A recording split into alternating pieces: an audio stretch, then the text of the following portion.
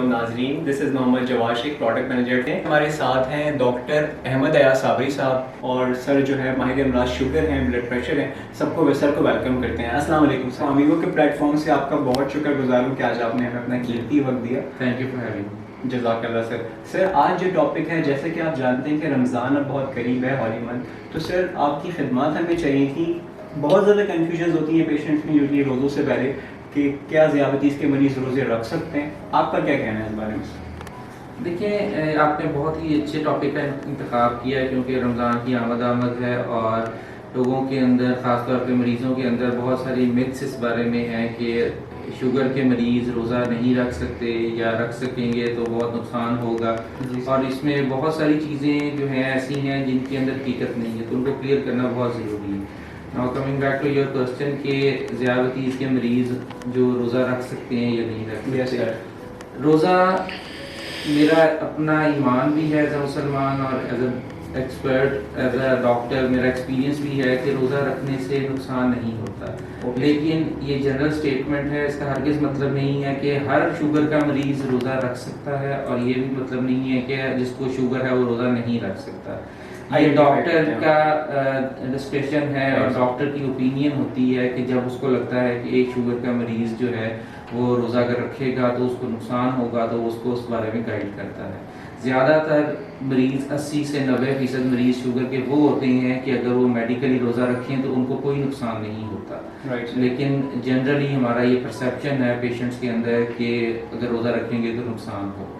جزاک اللہ sir, such a wonderful insight from you.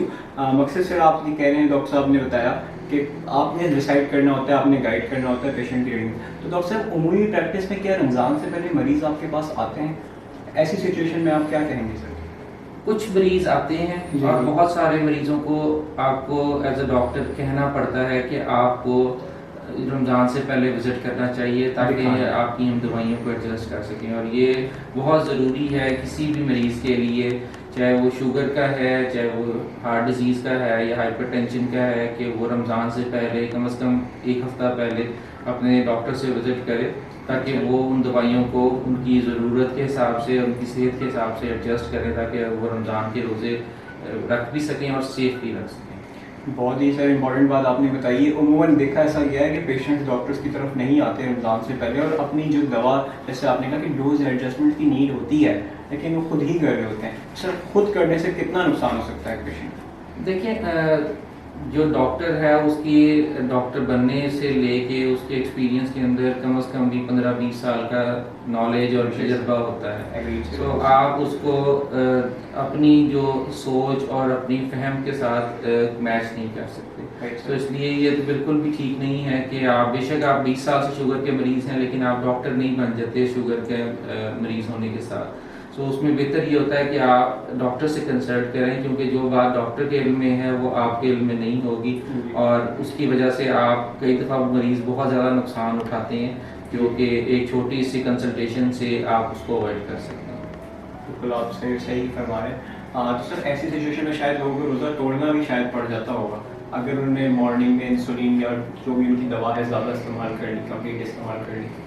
بالکل ایسے ہی ہے کہ اگر ہم صرف شوگر کی بات کریں تو شوگر کے لیولز جو ہے وہ لانگ فاسٹنگ کی وجہ سے بہت زیادہ کم ہونے کا ڈر ہوتا ہے. تو اس میں ہمیں دوائی کو ایڈجسٹ کرنا پڑتا ہے سحری اور افطاری کے لحاظ سے، کیونکہ مریض عام طور پہ صبح ناشتہ اور رات کے کھانے کے ساتھ لیتا ہے یا دوپہر میں بھی لیتا ہے، لیکن اس کے اندر ہمیں دوائیوں کو اس کے حساب سے ایڈجسٹ کرنا ہوتا ہے تاکہ دن کے ٹائم جب روزہ رکھا ہوتا ہے اس دوران کے اندر نہ تو شوگر لیول بہت کم ہو، اور اگر کئی دفعہ مریض اتنی دوائی کو خود کم کر دیتے ہیں کہ شوگر لیول بہت زیادہ بڑھ جاتے ہیں، جو کہ اٹ سیلف بہت خطرناک ہو سکتا ہوتا ہے. تو خالی شوگر کا کم ہونا خطرناک نہیں ہے، شوگر کا بڑھ جانا بھی خطرناک ہے کہ اگر آپ دوائی کو صحیح طریقے سے ایڈجسٹ نہ کروائیں ڈاکٹر سے مشورے سے. سر کیونکہ پورے مہینے ہی اگر بڑی رہے گی شوگر تو اور ڈیمیج ہونے کا بھی خطرہ رہتا ہوگا. بالکل.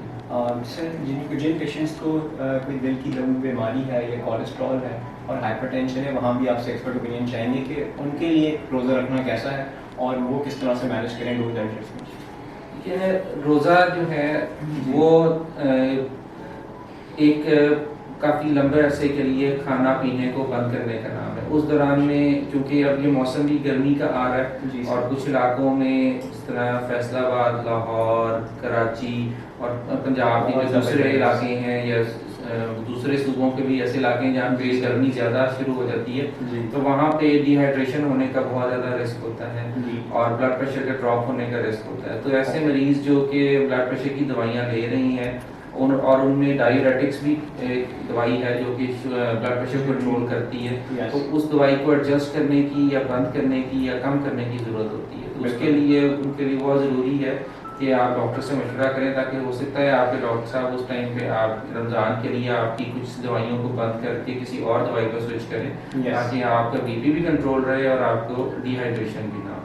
اور جو جہاں تک دل کی بیماری کا تعلق ہے اس کے اندر بہت زیادہ ایڈجسٹمنٹ کی عام طور پہ ضرورت نہیں ہوتی ان مریضوں میں جو اسٹیبل ہوتے ہیں ان کے اندر خون پتلا کرنے کی یا کولیسٹرول کی دوائی آپ صبح کے وقت یا رات کے وقت ایک ٹائم پہ لے سکتے ہیں. سحری کے وقت بھی لے سکتے ہیں یا افطاری کے بعد رات کو بھی لے سکتے ہیں. اور وہ مریض جن کو انجائنا یا دل کی درد اکثر رہتی ہے اور ان کو بار بار کچھ دوائیاں ہوتی ہیں جو زبان کے نیچے رکھی جاتی ہیں، اسپریز کی شکل ہوتے ہیں، جو وہ ان دوائیوں پہ مریض ہیں ان کے لیے روزہ رکھنا مشکل بھی ہوتا ہے اور ایڈوائزیبل بھی نہیں ہوتا کیونکہ ان کو اس دوران میں بیچ بیچ میں دوائیاں لینی پڑتی ہیں اور اگر وہ نہیں لیں گے تو ان کے لیے جان خطرہ ہوگا. اور یہ اسلام کا بھی یہی اصول ہے کہ آپ نے اپنی جان کو خطرے میں ڈال کے یا اپنی صحت کو خراب کر کے کوئی بھی عبادت یا ایسی چیز نہیں کرنی.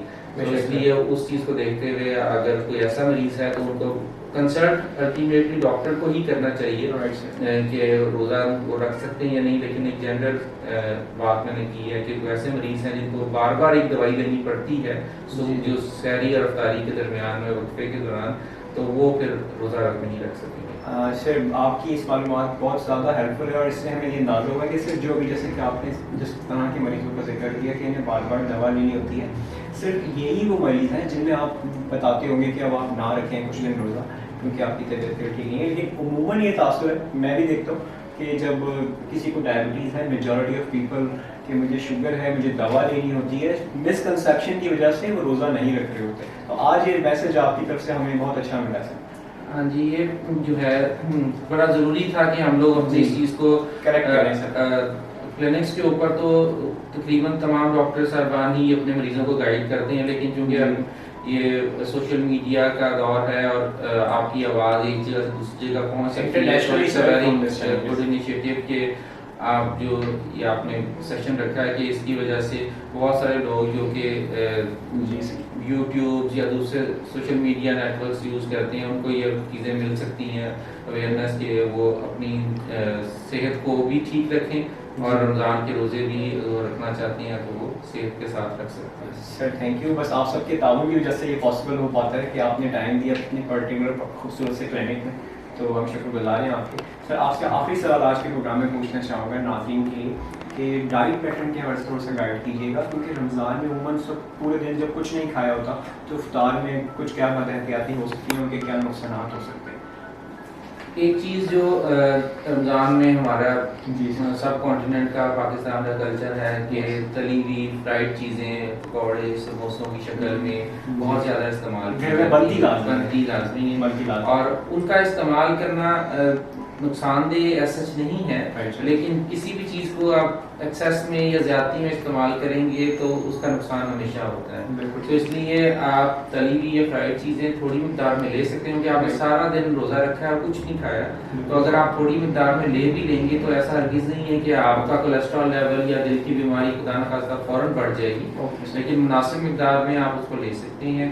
اور اگر آپ شوگر کے مریض ہیں تو پھر بھی آپ کچھ تھوڑا میٹھا بھی لے سکتے ہیں کیونکہ آپ نے سارا دن روزہ رکھا ہے اور آپ کو شوگر لیولز کم ہوں گے، لیکن احتیاط کو آپ نے پھر بھی ملحوظ سے خاطر رکھنا ہے. یہ نہیں کہ آپ سوچیں کہ آپ نے سارا دن کچھ نہیں کھایا تو اب آپ ہر قسم کا میٹھا کھا سکتے ہیں یا بہت کاربوہائیڈریٹس لے سکتے ہیں، لیکن مناسب مقدار میں آپ لے سکتے ہیں. تیسری چیز جو امپورٹنٹ ہے وہ ہے ہائیڈریشن، کیونکہ جو شوگر کے مریض ہوتے ہیں یا بلڈ پریشر یا دل کے مریض جن کی ہم پرٹیکولرلی بات کر رہے ہیں تو ان کے اندر ڈی ہائیڈریشن کا رسک بڑھ جاتا ہے.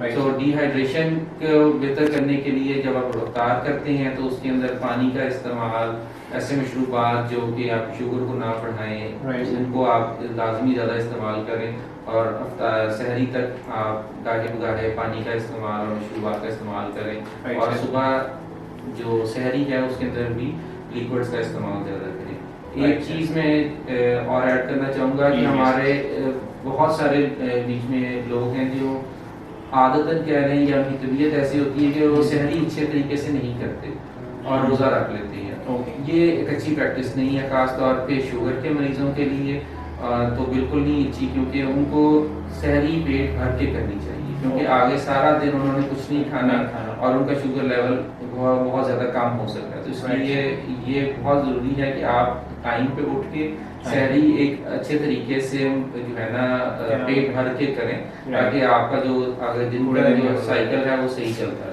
Right, sir.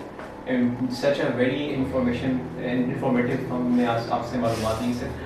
لاسٹ میں آپ کا میسج دینا چاہیں گے سر ناظرین کے لیے کوئی پرٹیکولر؟ ویسے تو آپ نے سب کچھ ناظرین کے لیے بہت اچھے بتایا، اور کوئی سر کوئی کلوزنگ میسج آپ ہمیں دینا چاہیں؟ میسج بس یہ اسٹے ہیلدی اینڈ آپ جو ہے اپنے ڈاکٹر سے ٹائملی کنسلٹ کریں، تو امید کرتے ہیں کہ آپ رمضان کے روزے اپنی صحت کا خیال کرتے ہوئے بڑے اچھے طریقے سے رکھ سکتے ہیں۔ بہت شکریہ۔